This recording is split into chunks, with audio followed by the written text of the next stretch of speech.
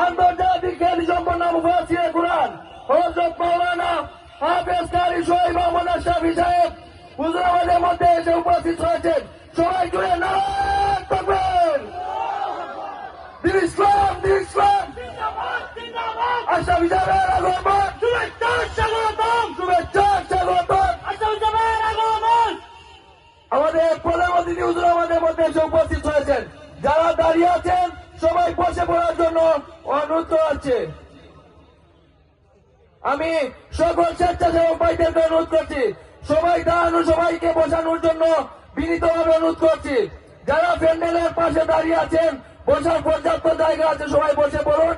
আমাদের মধ্যে এ পর্যায়ে বক্তব্য নিয়ে আসছেন আজকের তাফসীরুল কুরআন মহাসম্মেলনের প্রধান বক্তা হযরত মাওলানা হাফেজ কারি শহীদ মোহাম্মদ আশরাফী সাহেব হবিগঞ্জ। এর আগে সঙ্গীত পরিবেশনা করবেন নাঈম আহমদ ভাই। আসসালামু আলাইকুম ওয়া রাহমাতুল্লাহি ওয়া বারাকাতুহু। তোমার দিদার পাবার আশায় বসে আছি রাসূলুল্লাহ, তোমার দিদার পাবার আশায় বসে আছি রাসূলুল্লাহ। দেখা দাও তুমি আমায় স্বপ্নে হে হাবিবাল্লাহ, দেখা দাও তুমি আমায় স্বপ্নে হে হাবিবাল্লাহ।